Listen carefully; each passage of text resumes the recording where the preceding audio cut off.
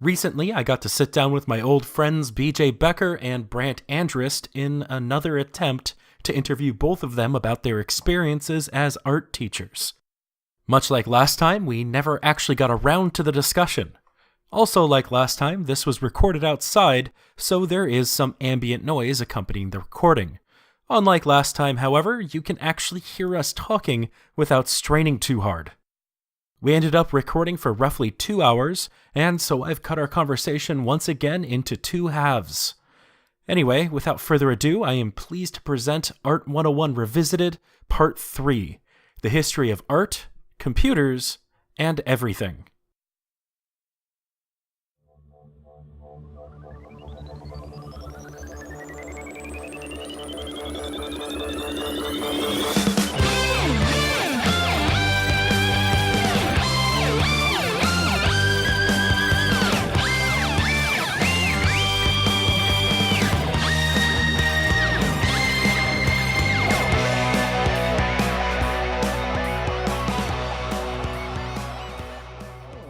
More computing power than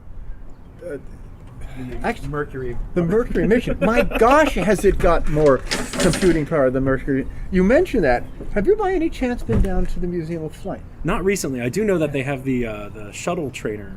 Yeah, and they've also recently, what is it Elon Musk, I think? Elon Musk got involved with actually fetching up one of the Atlas rockets that they used on the moonshots. Huh. Oh, yeah? And they actually have one of the rocket engines in there and bits and pieces. And the fellow who found, they got together and they contacted the guy who found the Titanic and said, we're pretty sure we know where one of these things went into the ocean, and we'd like to raise it. We'd like to get it. And they said it's really something. The Titanic is 100 yards long, and this thing's about 50 feet. Yeah. It's an order of magnitude. Makes it a little harder to find, but they found it. Anyway, so I was invited by my father-in-law, who's one of the, what do they call them, doyens? The old guys that they wait around and take you around on tours and explain stuff. Oh, yeah, like a guy. Really nice. He's a World War I fanatic, as I am. Oh, yeah? But we went to this, and we ended up sitting next to Neil Armstrong's son. Oh, which wow. was great, and chatting with him. And you know that image of Earthrise, where you've got the moon in front and the Earthrise, that iconic thing. The fellow who took that picture was there, and I walked over and I said, there are many people here who will feel some satisfaction at meeting an astronaut, but I'd like to shake the hand of the man who took one of the most iconic images in Earth's history. And he said, I just kept clicking away. And I thought, that's a photographer. Yeah. And to me, I don't care how you downplay it. You have achieved that bit of visual communication, which is just awesome. Yeah. And it is one of the iconic images of our species. And that it remains so for the past 40 years now. 50. I think the start of the Apollo mission may have been 50 years ago. Anyway. So that was way cool. Was this just the other day? Yeah. At the Museum of Flight? Yeah. I think my mom was there at the same time you were. It's a small town. Yeah, it's right. a small town. But the thing about that is, this is amazing. I've already started losing the track, and we haven't even started talking business yet. That's fine. The last time we recorded, we never got down to business, but it's still one of my favorite episodes. Yes. I listened to that, and it's kind of a case of, oh yeah, and this is going to be better, whatever. But yeah, because that's the nature of what we do. We start off talking about how, when you're talking to other people in your field, when you're talking to other artists, it becomes about the method, it becomes about the process. Then we get to this because, to a certain extent, writing scripts and a little bit of programming is part of your process. And then, okay, so while we were walking around the exhibit, there is a young lady there who was holding a block of wood with a bunch of nails driven in it with wires stretched between and little pieces on it. And I said, are you part of this? He said, yes. So what's your block of wood? And she explained that this was the concept behind how they did the programming for the Apollo shots, right? And what they had, because it's all ones and zeros, right? Mm-hmm. They had a strip of cloth that they sewed magnets onto. And they basically set out the magnets on a rack, like the thing that she had there, and you could slide the little piece. You could slide these things with holes on them back and forth on the rack to put them in the position. And when they were all set up on the rack, then you bring the piece of cloth and you'd reach through and stitch by hand the magnet on the piece of cloth, which was then carefully folded up and concertinaed into these blocks, right? Mm-hmm. How many bits can you get on one of those things? You know, you're not talking kilobytes here, you're talking centibits, right? Yeah. And then then they had all of these bricks, and they call these things bricks, which they then loaded into the craft, and these sort of spooled out and ran through the thing, literally with the magnets throwing the switches. Wow. That's amazing. I mean, you know, we don't even have anything that works anymore at that level of simplicity. I thought No. even just the punch cards that they Yeah. used to use was amazing, but hand sewing them. Yes, yeah. I mean, you know, that's just, and the reason for this is because they could run it through and they could change it by moving the thing. Whereas the punch cards, done. you basically had to feed. Which might And be although hard you to- could concertina those two, it was essentially punch card. But you know when okay. the punch cards came from? And we're back to art here. It's from the weaving industry. Oh, really? Really? Yes, because, right, at the early stages of the Industrial Revolution, there was a French scientist, natural historian, as they called them then, who got this idea, watching the way in which the shuttle is used and in which the different colors of threads are pushed through for producing particular types of fancy cloths, you know, that they always work in the same pattern. So what you could do is, if you could make the machine move according to the pattern rather than the individual having to change everything all the time, it would become much more efficient. And the way he did this is he basically made light wooden cards that he punched holes in, and there were wires that poked through, and as the time came, they poked through the holes in the punch card, and since it was a repeat progress, you just stick this thing in there and you just go, you operate the foot piece and go like this, and as it was necessary to change, the machine made the changes, which of course drove the weavers crazy because they're now, their skills were being downgraded. Yeah. And they saw really early on, craftsmen tend to sense really early on, Yeah, I'm going to be replaced by a machine. And within probably 30 years, they were essentially replaced by machines, because by then they said, okay, we can do all of that, and what's more, we can power the treadles now by steam. And so they went from there from the first industrial steam weaving, which the Brits did, but they got the idea of using these cards for that, and that's your first program. That's crazy. Yeah, and it's exactly the same system that they used in IBM, cards with hole punching. You know. So was this machine, when the card was fed into it, were these pins that were pushed into the card, was the machine reading which pins passed through and which pins stopped pins short? stopped, yes. And that would be Yes, the pattern? and that would be the pattern. Okay. Yeah. Interesting. And after a while, here's the thing that's really crazy, after a while, they could actually work out how to make a pattern by doing all the work on the card. Because if this set of holes produces that, and if we invert them this way, it produces such and such. So you didn't even have to design the pattern on the weave and then work out how it happened. They just designed it on the card. Right. Programming. You inadvertently invent a whole different field. Yes. Yeah. Yes. Oh, man.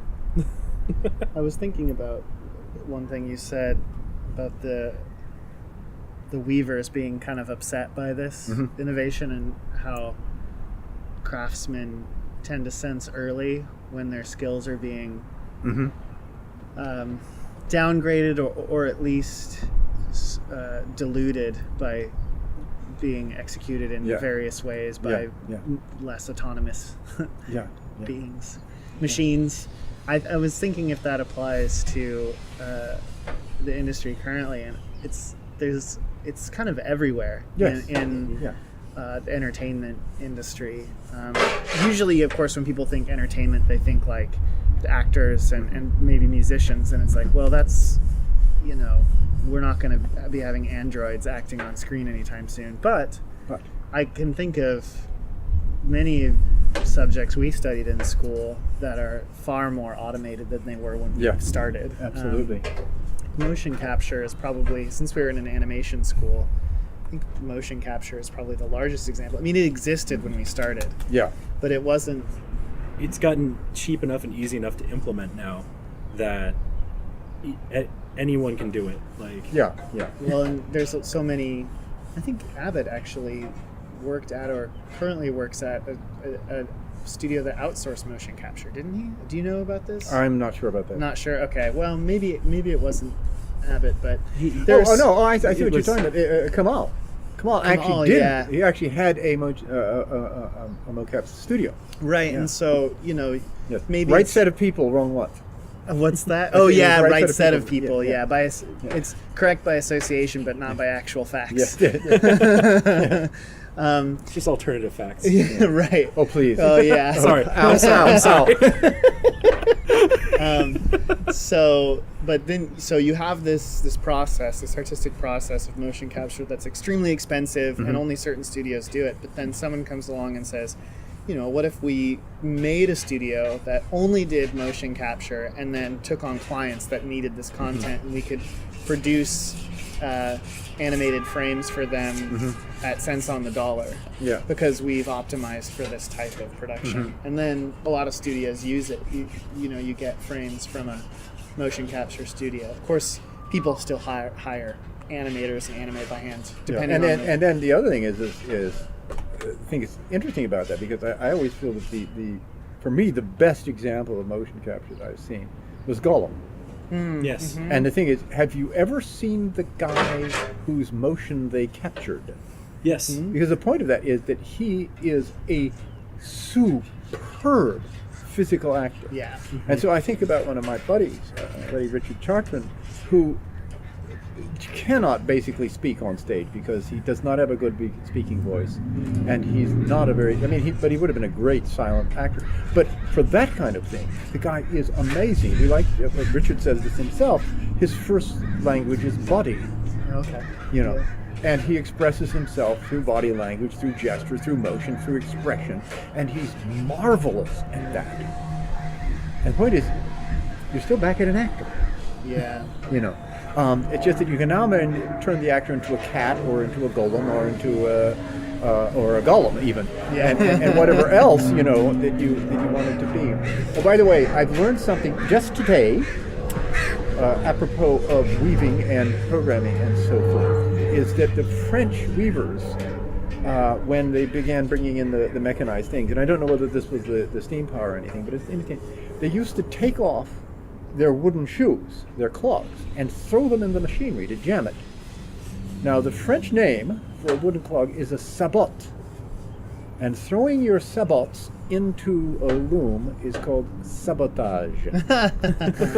And that is the origin of the word. So was the purpose of throwing the clogs in actually sabotage? To sabotage, yes. It was to break up the machine and ruin it. It wasn't to some sort of like their a more early version of the pause button. They weren't no. It was actually time throw your clog. Yeah. You got to stop this thing and throw your clog in there. You pull it out again. Yeah, but I like that. Throwing shoes. So sabotage is the French equivalent of throwing a monkey wrench into the works. That Beastie Boys song is it's never going to have the same imagery for me anymore. Well, you see, my goal, as you know, is to change the way you look at the world. That's true. And like the dear late Jim Johnson, to ruin movies for you. And that he did. The one piece of Jim Johnson wisdom that I like to pass on to people outside of our degree is, whenever you see a shot in a film where the actor is reacting to something that's happening off screen, usually it's the shot just before, and they don't say anything and there's no apparent audio in that shot. Very frequently that shot is filmed out of sequence. Yeah. They'll line the actor up put a camera in front of them, and then they'll have a list of emotional reactions they want them to have. Yeah. And they'll just be standing there going happy, sad, forgetful, angry, cringing. Puzzled, yeah. And then they just splice those in. And then once you realize that, movies like Lord of the Rings, the trilogy, I feel like over 50% of those shots, especially in dialogue, are reaction shots. Yes. A lot of it is Frodo looking pensive, and you just imagine they have like a B-reel of like 2 hours of Frodo looking pensive in different lighting situations. There's the interesting thing right there is you don't even have to have them on a physical set to do it. You don't. That's true. It could literally just be the actor in front of a green screen doing the range of emotions, and they can splice it into any environmental shot they want. Yeah. Yes. So it can take you a little bit out of and you're saying anybody can do this. Right. I came across, and I don't know what made me do this. I came across an advertisement we did for raising money for the Rock Hoffman, right? And there's this fabulous thing of I'm standing talking to camera, and there's all these weirdos in the background, and we're in this subterranean dungeon with flaring torches and so forth. It was a barn out in the islands with a green screen. Mm-hmm. Yeah. I said, that was really good. Yeah. I mean, I was there, and I'm convinced. Yeah. And I remember just standing there looking at this camera. I couldn't even see the operator because he's more or less off to the one side. I think looking at it on his monitor. I'm just talking to this camera, trying to. I just saw a shot of the new Beauty and the Beast with Belle walking down the stairs, and next to her, where the Beast is seen in the movie, is the actor who plays Beast, or the prince in the beginning and end, in this giant puffy motion capture shoot on like these high-rise platform shoes, walking kind of acting as if he is the Beast, but he looks like the Stay Puft Marshmallow Man. So the Stay Puft Marshmallow Man on these eyelet stilts he's walking around on. Yeah. But Emma Watson is doing a fabulous job of pretending that meanwhile, he's you have Emma Watson in this beautiful dress walking down this grand staircase, and here's just this guy in what appears to be pre-effects Tron outfit. Yeah. Maybe it's easier to shoot a scene in which the actors are supposed to be wary of the person in CG rather than it seeming fully natural. Yeah, well, again, that's acting. Yeah, that's true. Oh. It's a profession I will never say never, but I couldn't see myself getting easily accustomed to acting. Whenever they do like developer update videos at my studio or in past studios and bring the camera around, they're like, "Are you comfortable on camera?" And of course, it's a room full of artists. No one is like. Everyone's like, "No." I'm the most easily cajoled, and so I'm like, I guess my family did a lot of radio, and so I'm comfortable with my voice being heard. But it's a whole different thing. It's like you suddenly become aware of what your hands are doing. You never think about it normally, but then you're like, how do I hold a phone? I was doing this shot where I wanted to be taking a drink of coffee while someone came around the corner, and I couldn't figure out how I drank coffee normally. Through the mouth, usually. Yeah. Yes. Well, apropos of which, we could probably find out the date of this, but it was that during that period when Mexican Coca-Cola first appeared in Seattle. Right? And my daughter discovered a cash and carry that had Mexican Coke by crate, and brought us several bottles, and we stuck them in the fridge and so forth. And they got cold, and we were doing something, and one day my wife said, "Oh, we've got the Coke. Let's have a Coke." So I went, opened it up, picked them up, and took a sip, and my wife went, "It's the real thing." And I'm taking and sipping mine, and I said, and she said, "You're holding that wrong," and took and rotated the bottle in my hand so the word Coke. as we realized we were turning into an advertisement. Yeah, that's true. People won't know what the real thing is if they can't read the label. Yeah. Yeah, but that of course was the reason why there were rows and rows of Mexican Coke bottles in the Art 101 studio. Yes. And that was not just a record of classes that I taught, but it was a piece of performance / conceptual art that which in my mind was playing against the fact that I knew that someday someone, and the chances were it was going to be Melbourne, would come in and say, "We can't have all these bottles," and take them all away. And I was not disappointed. I will also report that I did not stop, and I just started lining them up again. Because it's part of the artist's job is to force people to become aware of things going on around them, whether they want to or not, right? And I don't know how long the process would have happened before there would have been some other interaction than all of this has to go. I suppose at some stage I could have upped the ante and started filling them with colored water. Yeah. Like arrange a spectrum of them or something like that. Then it's a teaching aid. Then it's a teaching aid. Yeah. It's a teaching aid anyway. Yeah. No, but, it's funny you mentioned something like that though, because I remember back in the art campus days, when there was that room that was full of old student art, old student projects that were just DigiPen was going to throw them away. It was pick up your stuff now. We're going to get rid of it.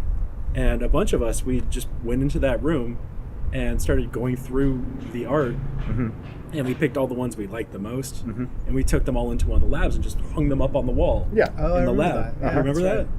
And they stayed up there for a long time because what ended up happening was the people who were the office people at the art campus, they started taking people on tours through that lab to show off artwork that the students had done at DigiPen. Yes. And it's like, school you were going to throw this away. Yes. And now you're using it as a recruitment tool. Yes. Sounds like a bit of an identity crisis where they're not sure if they're a Microsoft Office or an art school. It's like, we want it to be clean and clinical. The labs have to, all the computers face the same direction. No extra Coke bottles, nothing around to mess up. And then it's funny because if you go to another school like Gage Art Academy, it's like you're almost worried that when you're walking up the stairs they might buck you off out the window. Like there's everything doesn't have like soft edges and clean white space. It's all messy. And it's because it's about the process. And the process has got to allow rough corners. The process has got to allow dirt under your nails. The process has got to allow failure, even.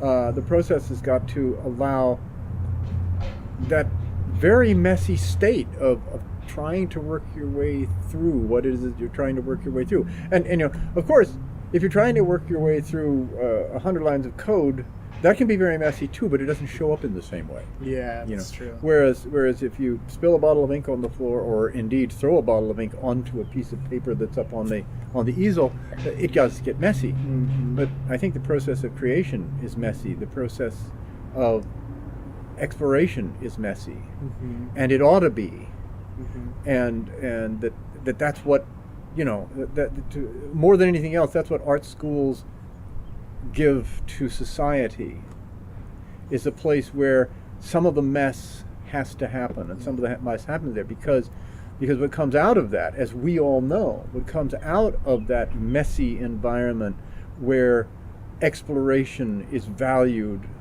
and where as I used to say in the drawing classes, there's not a right answer to this. There's only a true answer to this. I'm not interested in what's right and wrong. I'm interested in what's true. And I want you to show me the truth. And if the perspective is wrong in order to show me the truth, that's all right, because there's no cheating in art, because there's no way to cheat. It's either truthful or it's not. It's either successful or it's not. It either causes us to explore and examine our universe anew, or it doesn't. 'Cause And if if you're forever saying, "Oh no, we can't have this mess here," well, we're looking at trying to create an unmessy society, and the result of creating an unmessy society is you take all around the messy people and you put them into prison, and that's precisely what's happening right now. Is there's these difficult people who want to be paid enough to live, and there must be something we can do with them. I know, let's lock them up. And that's what that room was, where all the art was. Okay, we're going to throw this stuff away. Mm-hmm. And actually, if you think about it, there is a wonderful analogy in that. I mean, there is a story in itself that here is creativity, here is freshness, here is beauty, here is ugliness, even here is hours of people's lives endeavoring. And okay, we have to do something with it. And the choice is, do we put it on the wall or do we throw it away? Yeah. And the institutional response is, and will always be, throw it away. Unless you can create an institution whose starting point is, it's going to be messy and it's going to be wasteful. Which is a little antithetical to most institutions. Yeah, and it's very antithetical to corporate concepts, because you can't have waste. You see, waste means loss of money. I feel like the word waste, though, is an important word there, because something's always going to appear to be waste if you're not actively looking for a use for it. Yeah. Like, if you enter that messy room with a mindset of how can we utilize this, what can we do with this, it's going to be different than if you look at it and say, look at all this garbage, we need to get rid of all this trash, it belongs to someone else. Well, you may have perhaps heard of the story. There's some evening or something, Picasso was out or had friends around or something. Anyway, they were eating lobsters, right? And after Picasso had finished his lobster, he then took and proceeded to arrange the bits of lobster shell and created something out, maybe a horse's head or something. Anyway, he arranged the pieces of lobster shell, which is garbage, it's rubbish, it is waste. And he arranged it, and everybody at the table, of course, because what's the master doing? They sort of went, holy moly, this guy's actually produced something beautiful out of bits of broken lobster shell. Now, I have to say, my father used to do that kind of crap too. He wasn't as good as Picasso, but he'd come up with all this sort of weird stuff, and there were many faults with my father, but creativity was never one of his lackings. I mean, he would do this and encouraged it, which of course is why I'm ended up here talking to you, and why I've been an artist all of my life rather than anything else, I suppose. In that, if you have to be able to look at the rubbish and say, there's potential here. And I don't mean recycling. I mean there's potential in the stuff that you think is rubbish. But you're not looking at it that way because you think, well, you think the profit margins are too small. Which is, it's interesting. This morning, it's wonderful. Here it is. It's a holiday. It's a bank holiday in England, and it's Memorial Day here. It's superb. I love that. So we get to sit around and do this. And that meant I get to lay in this morning. So I woke up at the usual time and then went back to sleep. Yeah. But that always takes a little bit of a while because, wake up because it's the time we wake up. Okay. And so there was a place that drifted off eventually into dream. But what I was thinking about at this stage just goes to show you what your professor's brain is like. I'm lying there and I'm thinking, isn't it strange how value is attached to art? I mean, isn't it just bizarre that here is somebody, call him Rembrandt van Rijn, and he's out there and he's making a painting, and that's great, and he can barely get enough money from the client who wants him to do this portrait to keep body and soul together. But this goes into the man's house and so forth, and probably at some stage it's, oh, that's grandfather Hans, and we don't much care about that painting, 100 or 200 years later, it's just an old painting. And then at some point, it's found, right? It's found and it's put in a museum, or it's found by somebody, and this is wonderful. He finds it in a shop. And he says, how much do you want for this painting? And the shop owner says, I'll sell it to you for 100 gulden, which is 10 times the price that Rembrandt got for. So now this thing is worth 100 gulden. And the guy takes it, and it passes down his family, and then it's decided, okay, we're going to put this thing on the market. And it goes out, and it's auctioned. And it's now sold for $2 million. Right. And now the owner has it, and it cost him $2 million. So now it's worth $2 million.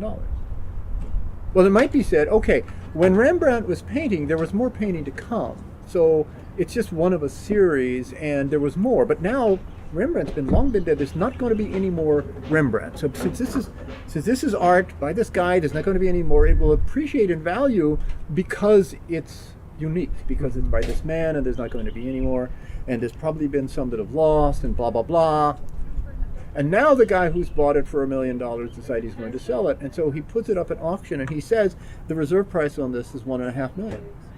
It's now worth $500,000 more because he's decided he wants $500,000 more for it. What has changed in the art? Nothing.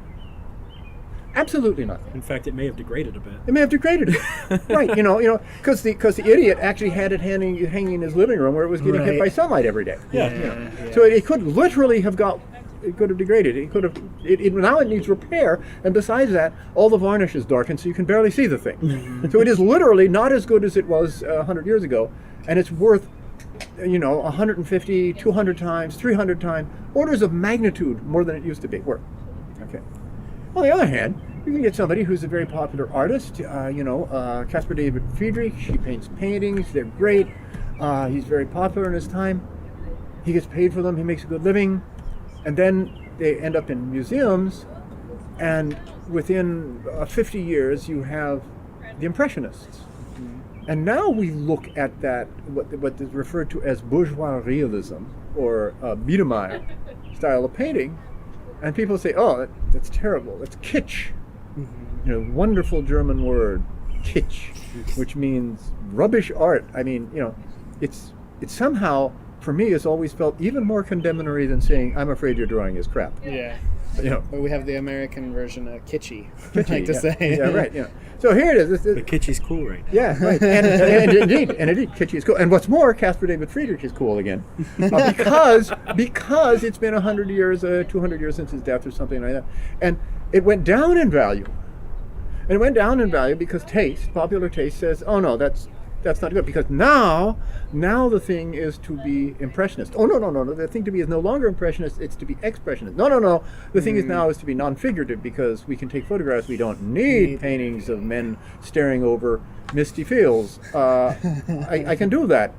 I've got a machine that, oh wait a minute, isn't that what we were talking about? Yes. When this started? We now got a machine that can do this better. Well, actually no, it can't do it better. No. It can do it, but there is some question about this whole matter of better or not, and that's strange enough comes back down to that throwing out the rubbish and deciding what part of the rubbish is good, and you hang it on the wall, and suddenly it's valuable because we can use this to introduce we can use that for advertising. Yeah. It used to be rubbish, and now we can advertise with it. Well, in a way, that's how a lot of artists become game artists. Yeah. Because I think the commercial value of game art is tangible. Like, I don't think the art itself is valued that high. The game is, the game industry is, but the art itself isn't. But it's a way for the game art to have a almost standardized, tangible value and a usefulness. Kind of like the art that was trash when it was in the art room, but valuable when it's on the wall. Yeah. Though so back to what you were saying about the artwork that fluctuates in value over time, gains value even as the quality depreciates. And there's a couple explanations, almost like economic explanations as to why. But I think people who are seeking to understand some sort of objective value of art, or some explanation larger than economics, they might look at that story and say, well, then no art is valuable. If there, well, not that no art is valuable, but there's no objective truth to the value of art. So they might look at that and say, well, if the value can fluctuate so wildly based on grammar correction or vocabulary, there's no subjective value. There is only objective value. In other words, I'll pay $1 million for this because it's worth $1 million to me. Oh, right. Subjectively, all art is of the same value, which is Well, I would argue that the point of art isn't to be valuable. Well, that's true, but Little handshake off mic there.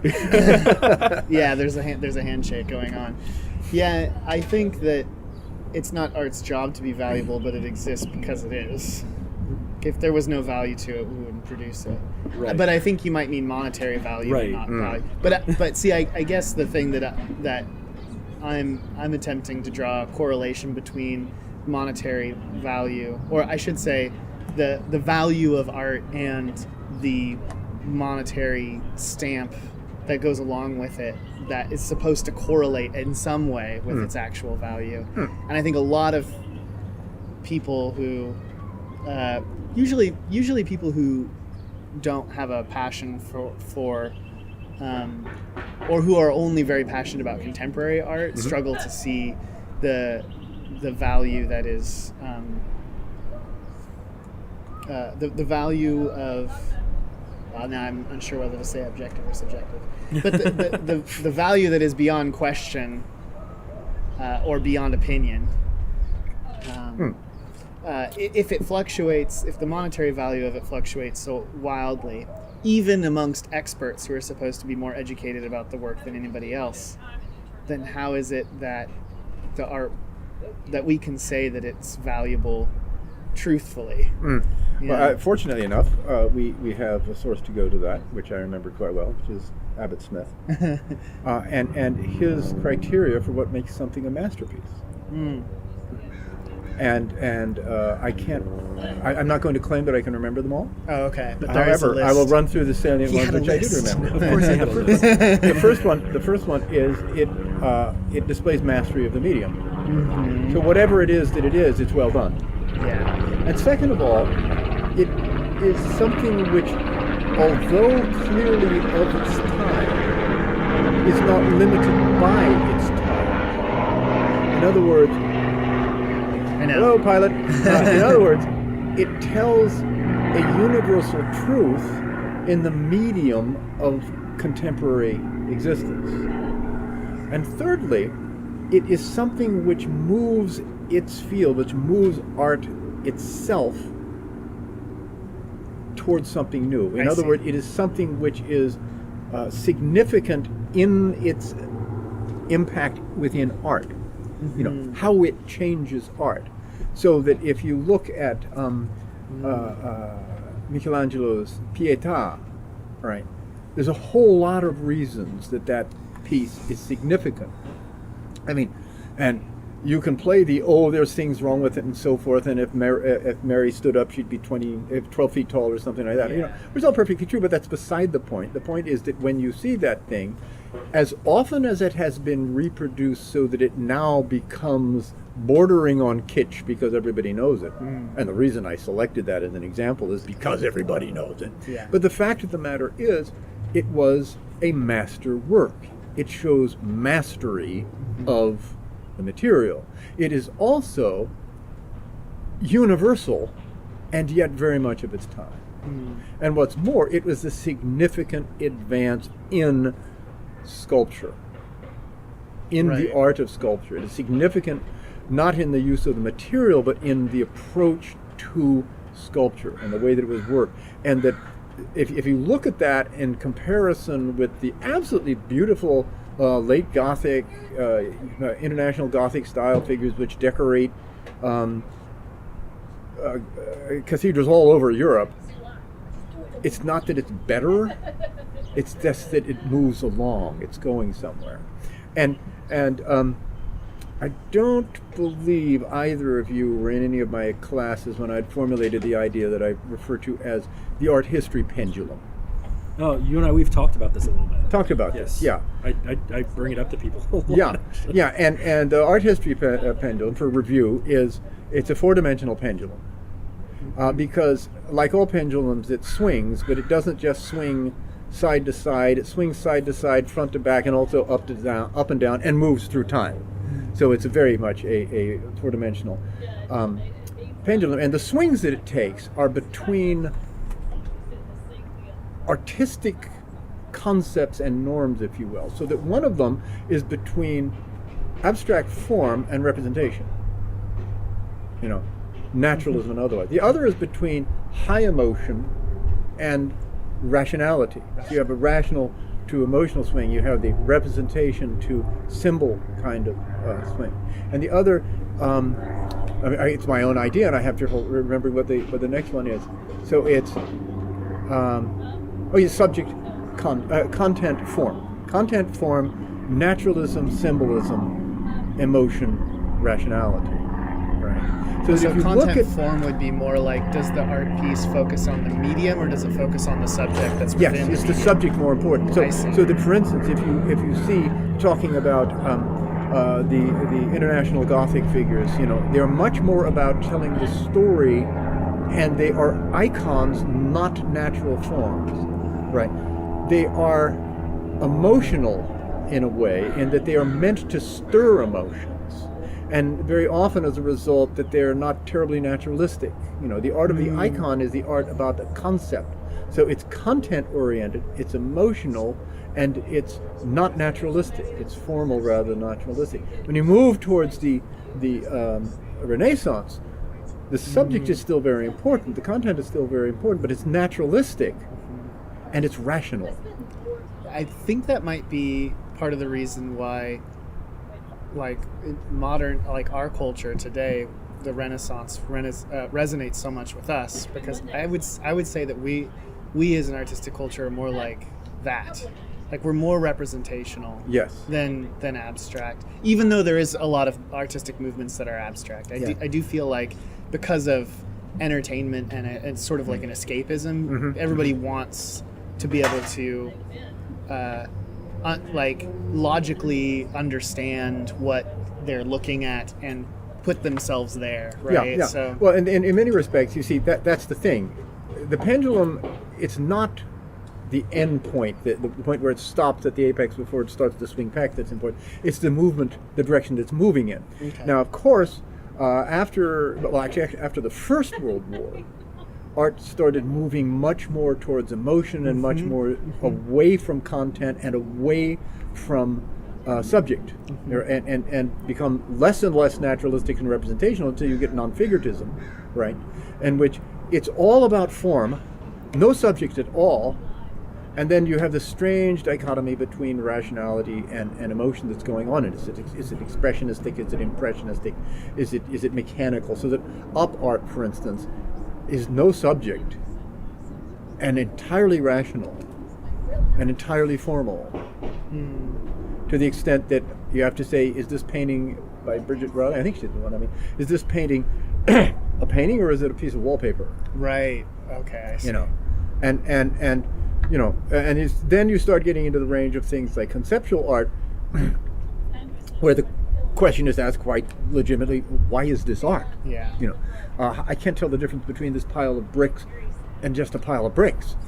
So why is it putting in the Tate Modern, making it a piece of art? And the answer is because I'm making you look at bricks. Yeah.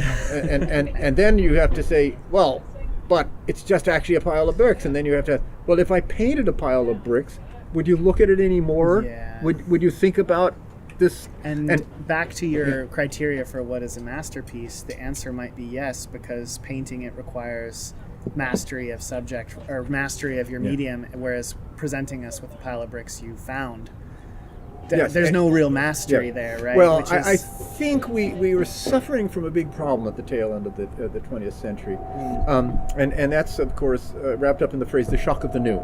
Yeah. Right. Oh my gosh. Novelty. In which it there seems to be a while, and I'm not too sure if we're still not feeling the reverberations of it, where somehow doing something new was more important than doing something good. And so I have to admit that you look at works by Damien Hirst, and I have to say, yes, there's all this stuff, and it's interesting, and it makes us think, and I've actually seen some of it in the literal flesh. Floating cows and walking in between two halves of the cows is a very different experience than simply seeing photographs of it. So that's always a good thing, is what the art is actually happening if the real thing is different than the reproduction.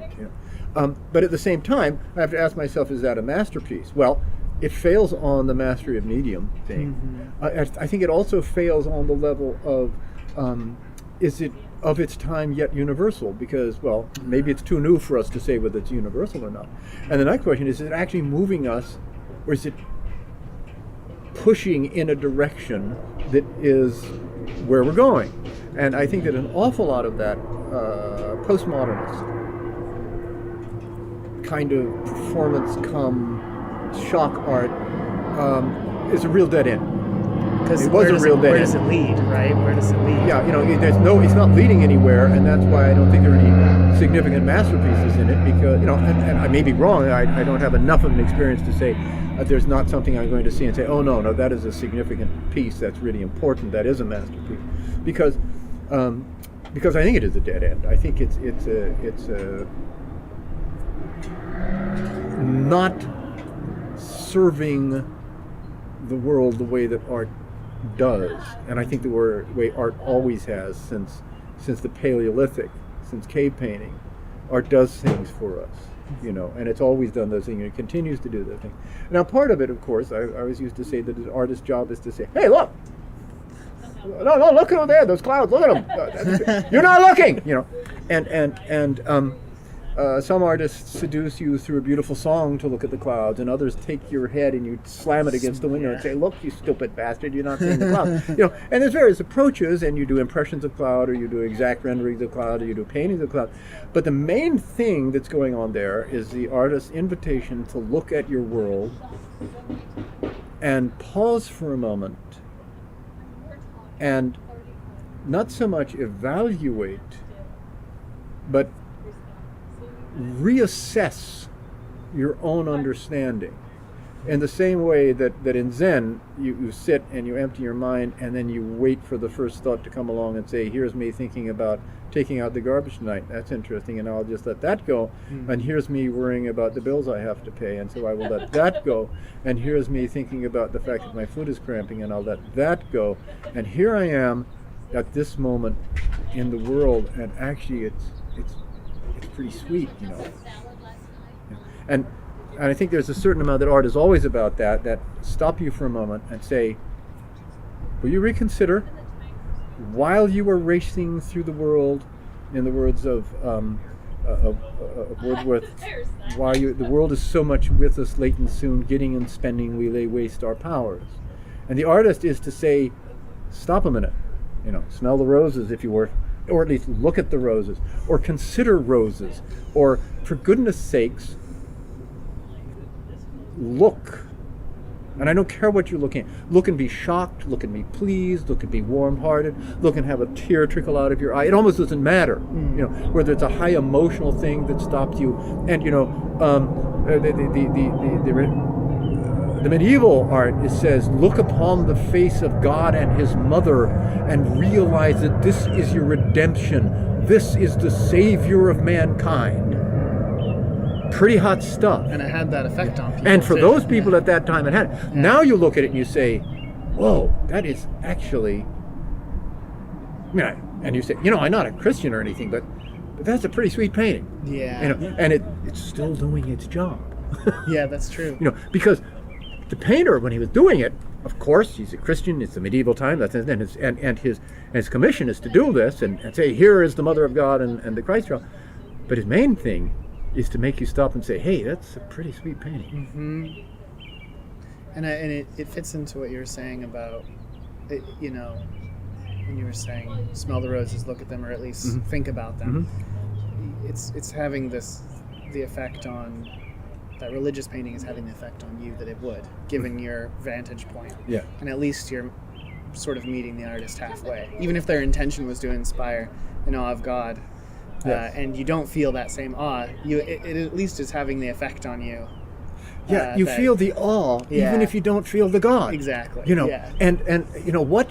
I think that's enough. That's the best. More than enough. That's the best they could hope for. If an artist could paint well enough to change your whole worldview, and it worked universally on everybody, that would be a pretty terrifying craft. Yeah, that would be pretty heavy guns. Yeah. And now, okay, we're going to pause here. And what you said about, here we are. We come across a medieval painting, and we both say, "I'm an atheist, but that's a really sweet painting. I really, that's pretty awe-inspiring."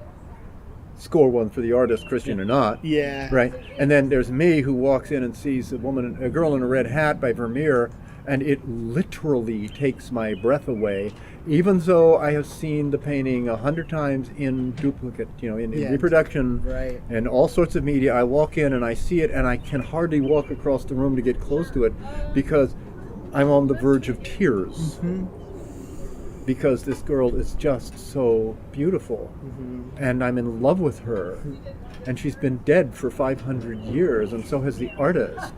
There's a masterpiece for you, right? All of that, and now, how much was it worth? That bizarre thing. Yeah. That bizarre thing of somehow we have this process of attaching monetary worth to somebody who can make an atheist feel awe. Mm-hmm. And what you're talking about, art isn't about that kind of value. Right. Yeah. and nevertheless, though the pieces that get talked about the most are also very valuable. Yeah. That's true. Mm-hmm. So there's a certain point where these things have inherent value because we value either the history behind them or the people that made them. Even the worst Rembrandt painting is still going to be worth more than anything I've ever made. At least for the time being. For the time being. Yeah. We'll work on that. Yeah. I think that is a really good point.